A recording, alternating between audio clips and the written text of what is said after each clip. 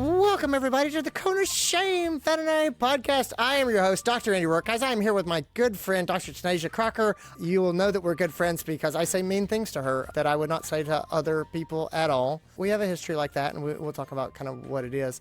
I think the world of Tannetje. If you don't know her, then you should know her. I start the episode off talking about sort of her resume and just why I'm such a big fan of hers. We talk about veterinary medicine and social media, and she, I think, is doing it really well. I think we're living in a time when social media is turning a lot of people off, and I think that she's doing it for the right reasons, and I think she's really doing it in the right way, and I'm really impressed by her, and I'm really glad I asked her about, what do you get out of this? Is there a return on investment here? And she convinces me that there definitely is, and the way she's doing it makes a lot of sense. So for anyone who is interested in social media and pet owners online and educating people online, this is a good episode, I think, about how do we actually talk to pet owners online in a meaningful way, and what does that mean for our actual practices and people coming in the door? That's what we get into today. Let's get into this episode. This is your show. We're glad you're here. We want to help you in your veterinary career. Welcome to the Cone of Shame with Dr. DrAndyRoark. Welcome to the podcast, Dr. Tannetje Crocker. How are you? I am excited to be here and really excited to talk about this topic, which I am actually really passionate about. For those who don't know you, so you do a lot of stuff online. I don't like to call you an influencer, but you definitely check that box. You are one of the most active sort of veterinarians online that I kind of see. And it's important to me. You, I think, generally work in the positives. You know what I mean? As opposed to, like, I don't recall you ever bashing clients, things like that. You tend to be very positive about profession, which I appreciate. You're very positive about clients, which I also appreciate. I think some of that comes from the fact that you are yourself a practice owner. So you are the owner of Alta Vista Animal Hospital in Fort Worth, Texas. You also, because that's not enough, are an emergency veterinarian at Veg. And so you do that.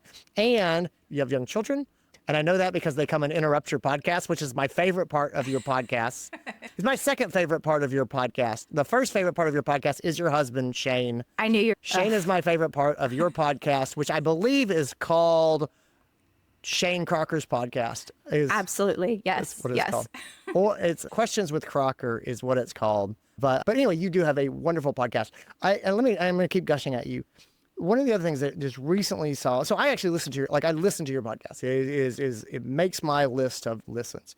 And you have done episodes fairly recently about my own reaction to a 1-star review of my practice, which I thought was fantastic. You have talked about experiences you've had with clients and things like that. But I just think that you are just super authentic and real. And I do love that your kids come and interrupt your podcast that you do with your husband, who is also the practice manager at the practice. And so anyway, for those who are not familiar with you, they should really check out your stuff.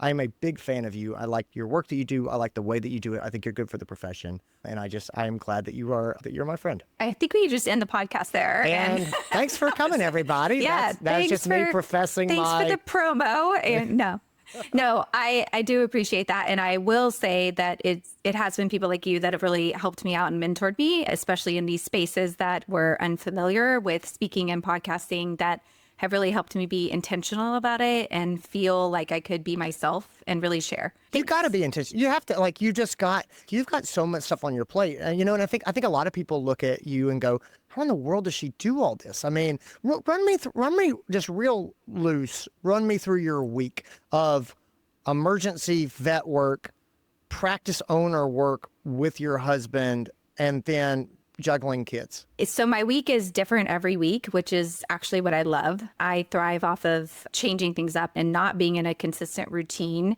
So basically the way I schedule my life is I have emergency shifts that I work, and I work overnight so I can spend days with my family. My kids are in school, so you have to sleep at some point. I know, but I sleep while they're in school. I have an amazing team at my general practice, so I don't work there full time as a veterinarian. I work there a couple days a month. I get to see the clients I want to see. I go in and do surgeries I want to do. I do the ultrasounds, but I'm not there as a full-time veterinarian. So it gives me a lot of flexibility to really work on the practice as a practice owner. And then my husband and I he has flexibility. He works from home. So we really work together to manage the kids and their schedule, and then also be intentional about our time together. We do go on date nights and we only talk about the hospital for a little bit of time. And I told him that we can't have any finance meetings after like 10 p.m. or if we're in the room, we had to set some boundaries there. Yes. Yeah, but that's important. Really trying hard when I schedule to prioritize what I really have to prioritize. And then last year I did a little too much travel with speaking. So this year, tailoring that back a little bit so I can focus more on the practice and being here. We're growing rapidly. I actually just signed a new veterinarian who's going to join us in a couple months. So we're adding a third.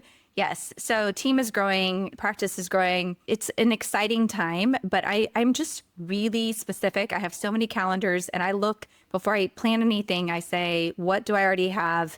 What's most important? What's on my plate? And I think I've gotten really good at saying no when I need to, and then really doing the things that I enjoy doing and that I'm good at. And then I outsource a lot.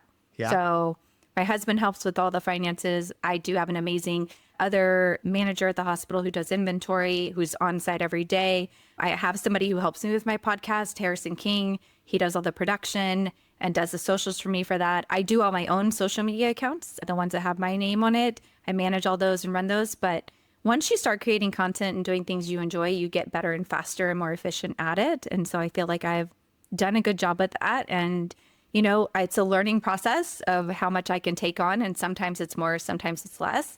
But I just really try hard to prioritize the things that I need to be doing that I think will grow overall what I'm trying to accomplish in the long run, which is spending time with my family, being successful as a veterinarian, and also maybe helping veterinary medicine be a little more, supportive of each other and showing people that you can really love what you do if you're intentional. I think one of the things I've been most impressed about with you is that you have geared things back down sometimes. So you will get into things. I think it's the only way to do it. I think there's things you have to throw yourself into and you go really hard. And I think that there's a great fear that a lot of people have of, I am going to do these things I'm excited about.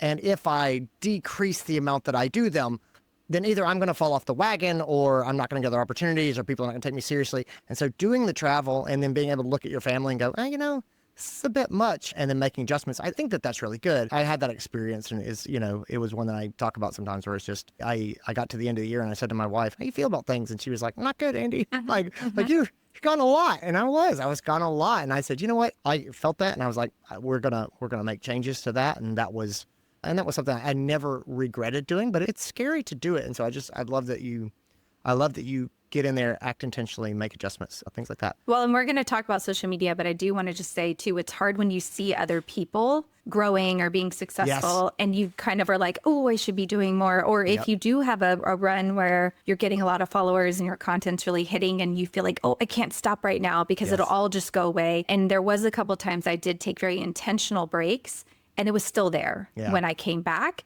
And I didn't post as frequently and it was still okay. So I do encourage people to not feel that pressure when you look around that I have to do that or else, because I do think once people know you and you've networked, like those connections are going to be there and you can always get back to where you were, but it's not worth burning yourself out or, not doing it the right way to just do it, I guess. I think you're totally right. You and I started our relationship arguing about, first of all, we just started our relationship arguing. I was minding my own business, as I remember, and you approached me. I think the first words you said to me were, Roark, I have a bone to pick with you. I think that's how we met. Yes.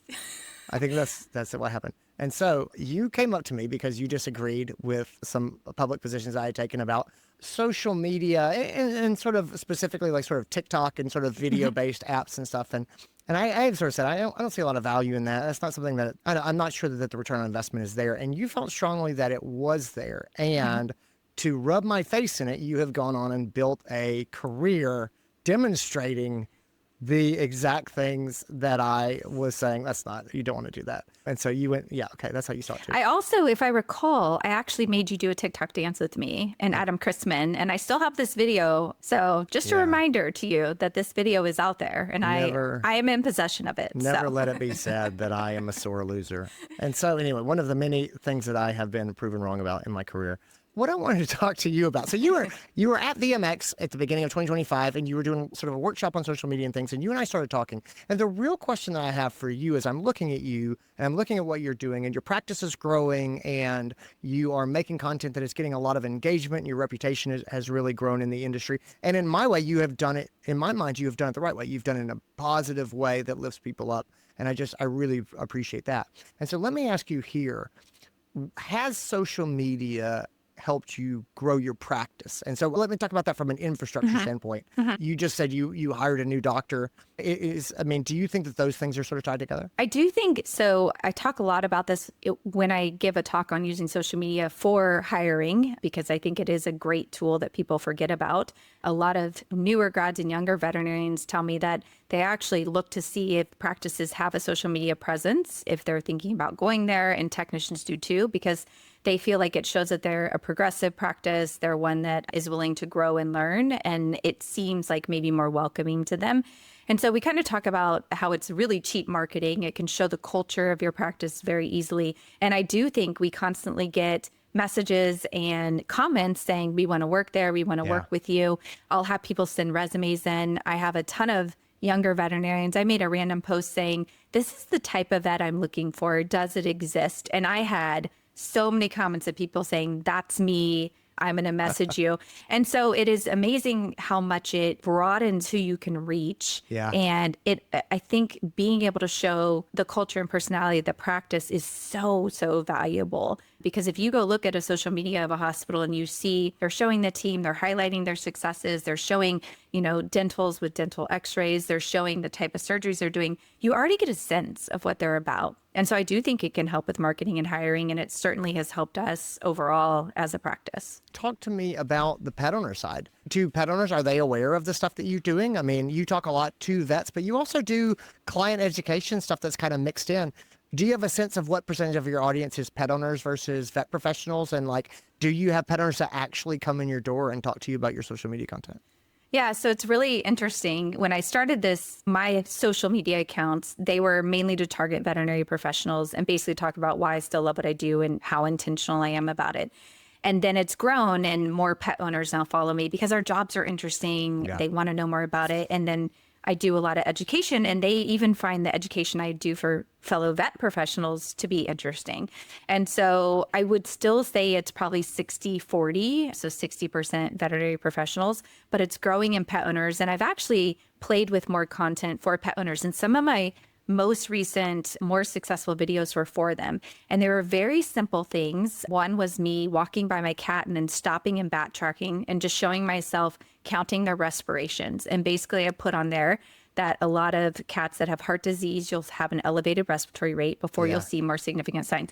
That took off with pet owners. And it's really interesting because there's statistics around this, and cat owners are actually more likely to be online searching for answers for their pets' issues and their pet problems. So we're missing a big opportunity educating cat owners overall if we're not doing it on social media. But the statistics say 49% of cat owners go search on social media if their pet is having a problem, and 43% of dog owners do. And so that video generated a lot of questions of people asking, what can my vet check for? When I go in, what should I be asking them to look at? If I'm worried about heart disease, how do I check my cat's respiratory rate? If I do see it's elevated, what can I do about it? And so it's a simple thing, but it generated the conversation and it got people thinking about it. And my hope is that translates into them paying more attention to their cat and catching signs early, or talking to their veterinarian about what else they could do to monitor. So it's a big missed opportunity if we're not using social media at all in some way as a practice to communicate what pet owners could be looking for, what to look for during certain times of year, and very pet-specific education. I think the main thing I kind of want to talk with you about today was, what is the messaging that works sort of to communicate with pet owners? Like if I want pet owners to hear something, how do I make a message that actually hits them and resonates? I want to take the post that you just talked about. So you're walking by, you see your cat, you backtrack, and you count respirations. You talk about that. Tell me why that post worked, Tannetje. I think it worked because it was relatable, because people, can think about the fact that you worry about your pets. And so you're going to be looking for things and monitoring things the type of pet owners that we're trying to target. And the other thing is, it's something very simple that pet owners can do at home. But I also threw out the fact that a lot of cats have heart disease and they don't have a murmur. So a respiratory rate is a good way to monitor early signs of a heart condition that's worsening. And so that small little tidbit, I don't consider it fear-mongering because it's an accurate statement, right? But it's something that they're not aware of. And so I think, too, the video, just the way I structured it, it was very simple, but it was easy to read the text on the screen. I had a trending sound with it, so it's something that would be, the algorithm would pick up a little bit. And then my hashtags were cat owner specific. So there's little things you can do to make that post more successful. And honestly, I might put that post out a different day and it not do as well. And I do variations sometimes of these types of posts to see which one does work. But I think this one really hit home because it's something they weren't aware of, but it's something that could be life-threatening to their pet. Well, I think also the fact that you give them something to do, and it's not a heavy lift. It's not you should go and do this every day or this takes a lot of time. You're like, here's a simple thing you can do just by looking at your cat. And you can check for, and I do think they're drawn to that. And I think people want to be good pet owners and they want to feel empowered. And so that totally makes sense to me. And one thing I do caution people on, because a lot of people, they like to just focus on the negative, right? And so I think the bad thing, you can turn pet owners off if you're constantly saying like, don't do this and don't. And so giving them a positive of something to do and look for can be really great. And we don't want to fall in the category of the people that are giving misinformation online and using fear mongering to get people to listen to us. We want to come from a place of we care, we're trying to help, and we're educating. And I think people can sense that when you're being honest and true and you're not trying to like sell them something or do something. So it gives us a little bit more credibility, and battling that misinformation out there, which is vast, is really, really important. Yeah. No, I think you're spot on. I really do like that piece of advice around it's easy to fall into don't do this. This is the mistake that people make. And it does, I think it wears people down. I think yours was very much of a here's a good thing that you can do, and it's going to help you keep your pet healthy. Not here's how to know if your cat's dying. It's not that. So anyway, as I say, I like the approach that you take. Do you feel like a lot of the work that you do on social media from a pet owner standpoint, does that translate to people actually coming into your clinic? Yeah, it's very interesting. I think, it's fun to have a local vet hospital and then also work for a bigger hospital group that also is really active on social media. I have people come into both places that recognize me or come in to see me. I specifically have had, and this is really random, but I did a post on doing a vulvoplasty in a dog that had chronic UTIs. And I have since then had 3 people that have come from all over Texas for me to do vulvoplasties on their dog at my general practice.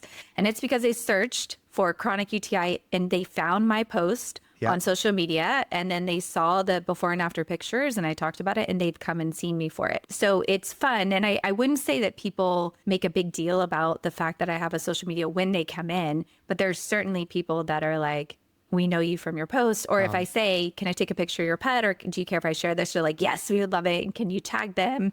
Because, they want to also see their pet on there. And it's interesting. I think people forget about that connection. 35% of pet owners actually have a pet account for their pet. And so it's a really fun way to connect everything on social media by saying, well, can I tag them? Do they have an account? And whether I do it from my personal one or from the hospital one, it's valuable to them and they love seeing them on there. So it's a fun way, but it has truly, yes, brought people in the door. And then I think locally, people know our team. And so we'll have people say, man, you guys look like fun. You look like you really care. And we'll have people come in. We had 720 new clients last year, which is an awesome number. And we're just getting new clients over and over. And we've also had 2 corporate practices open within 5 miles of us. So the fact that we're still growing with 2 new practices locally makes me really proud of us as a private practice owner. Yeah, I like that a lot. That makes a ton of sense. What has changed that you have seen in the last few years? So you and I met about 3 years ago, and we were sort of talking about TikTok dances and stuff. My perception is that technology continues to change the way people use social media, the way they engage online. It's continuing to change. I think we're probably in a period right now of rapid behavioral change. It's been my perception, it's funny, it's been my perception that LinkedIn has really taken off in the last year. I can't back that up with data, but just the number of people who come on this podcast And when I say to them, where can people find you online? They say, oh, you can follow me on LinkedIn. That number has soared. I used to never hear it. And about every other guest now says that's where you can find them online. My just instinct is I think people like the ability to connect about professional topics and maybe not to be plugged into breaking news and discussions of things of that nature. But I don't know if that's true. How do you feel about it? What do you think is changing as far as the landscape? And then what have you seen changing as far as the way that messaging effectively happens? There's been a very dramatic shift from social media being an entertainment platform. So if you think about it, TikTok did start out as dances and short form content, but now it is truly a search engine and is an educational platform. And so all these platforms are becoming where people go, even more so than Google, to get information. And you're having, I think, also more people on there that have the credentials and the authenticity to speak to these things. So I follow a ton of human medical providers on TikTok, especially, and they put out great content and helpful content, and they're funny and they're educational. But, the fact that you can take these people that normally you wouldn't be able to talk to or be able to learn from, and now you can do that, I think has added a deeper element to social media as a whole. And there's still accounts out there that are cute videos or funny or dancing videos, and there's still value to that. I mean, just for people overall. But I do think that it's gone deeper in like what the content is that's being created. It's longer form. And I really think people are just more engaged at a higher level because of it. LinkedIn is interesting to me. I've had that too. And I've posted a little more on there. I still am not as active on there, but I think it's great for the profession. And there's been some really good conversations on there about where the profession is headed. And I think that's actually been very, very exciting to see. And it's not just a platform looking for jobs, and job searching anymore. Well, I think, it used to be that medicine was a pretty flat profession, meaning everything was sort of independent ownership. And the hierarchy of that medicine was, caregiver, manager / owner, ceiling. That was it. That was all there was. And now when we have practice groups and we have these larger organizations, there are area medical directors and there are regional directors of medicine or directors of operation. We're seeing veterinarians move into these jobs. And I think that LinkedIn is sort of an interesting place for those people to get to connect with each other about a weird job that didn't exist 20 years ago or wasn't common 20 years ago. So anyway, it's just been interesting. What do you anticipate will be different is a hard question. 5 years from now, looking in your crystal ball, looking at the way the world is going and how we're communicating, what do you think you're going to be doing differently on social media as far as communicating with the public, that's vet professionals and also pet owners, in say 5 years? I think that as more people are doing it, you're going to have to get more creative or stand out more with your content. I think the information is going to be the same, right? You're always going to have the same issues with parvo and puppies, cats with heart disease, pancreatitis around Thanksgiving, but it's going to be harder to stand out and find ways to really connect. And I think the value you're going to have to bring to content to really grow is going to get more and more challenging. There's some people that, have grown because they have a shtick or they have something that's very, and I have really kind of stayed away from that. I have a couple skits or things I'll do, but because I think eventually you run out of ways to do that, or, it gets older to some tired, people. Yeah. I think that you're going to have to keep reinventing yourself if you're already doing it and you want to be here still in 5 years. And to me, that's exciting. I'll be honest. I don't see it as a negative because I like challenging myself and I like kind of trying new things and seeing what hits and what people respond to. And you're going to continue to have the generations change that are on these platforms. And so you have to kind of see how you can hit each person if you're truly wanting to educate pet owners and promote your business and hire people. But I think it's going to continue to be a place that you can connect with people in our industry to hire. And I think it's going to be a way to learn. That's another thing. There's a lot of education on TikTok, and I'll have people where I'll post something and they'll say, oh, I didn't do it that way. That's interesting. Why do you do that? Or I didn't know that existed. Where'd you get that from? Yeah. So I think that's going to grow too a little bit, where people are going to say, wait, that's a really cool product and we want that in our hospital. And you're going to see companies even, and you're seeing it already, where they're using these social media platforms to get information out, because yes, people go to conferences, but do you really read all the flyers? Do you visit every booth? And so I think it'll be utilized in that way a little bit more too. Yeah, I look at where we are with AI, and just in the last year, AI has really taken off. And the amount of content that's being created to me is terrifying. Like there's so much, and it is so easy to make. Right now, it's easy to make text. Like newsletters are just incredible, like they're everywhere. Because people can just crank them out so fast with AI assistants. I think 5 years from now, I think videos are going to be that way. And it's just going to be cranking, like people are going to be able to just crank out so much content. The sea of noise is going to be incredible. Yes. My instinct is, and I'm not exactly sure how this manifests, but I think that people are going to be as hungry as ever, and probably more hungry for things that feel genuine and authentic, and like authentic human contact. I think that as AI just generates a bunch of generic crap, we're going to want to see human beings for being human beings, and I think we're going to be hungry for that type of connection. And so I'm not sure how that's going to manifest itself, but I do think the future is still going to be more than ever about, do people see you as a real person? Do they see you as someone, who, I don't know, who they could have a conversation with, something like that. I think that stuff is really going to matter more so than, do you have more information than anybody else?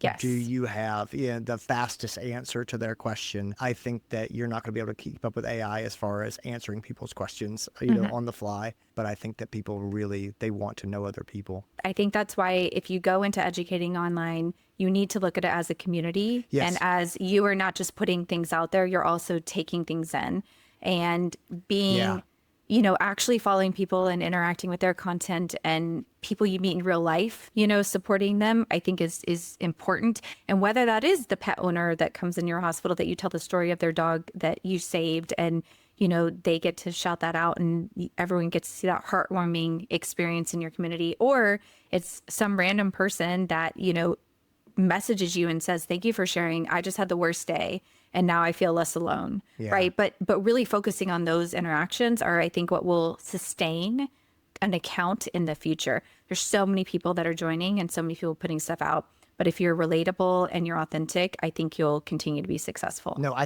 think you're spot on. I think you make a really good point there. I don't think people want you to be the sage. You know what I mean? They're not looking for the veterinarian pet expert that's going to tell them what they're doing and how they're failing. They want someone who's going to engage with them, like a neighbor or something, who will listen to what they're talking about and sort of validate it and engage with it. I think that's super smart. Tannetje Crocker, thanks so much for being here. Where can people find you online? LinkedIn, no. At LinkedIn. I am on LinkedIn, just Dr. Tannetje Crocker, but you also can find me on Instagram, TikTok, YouTube, and Facebook.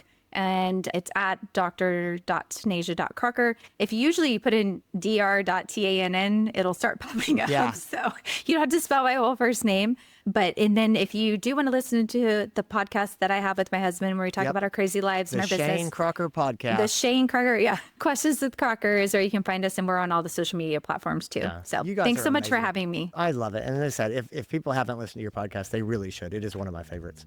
Guys, take care of yourselves, everybody. Tannetje, thanks for being here. Thanks for having me. Have a good day. And that's what I got. Guys, thanks for being here. Thanks to Dr. Tannetje Crocker for being here as well. Guys, seriously, check her out online. She does so much good stuff, and it's really entertaining. She's really entertaining. And her podcast, Questions with Crocker, is really good. It's a very solid podcast. I make time in my week to listen to it myself, and it's just really good. She publishes about every other week, so it's definitely something you can check out pretty easily. So anyway, guys, take care of yourselves. I'll talk to you later.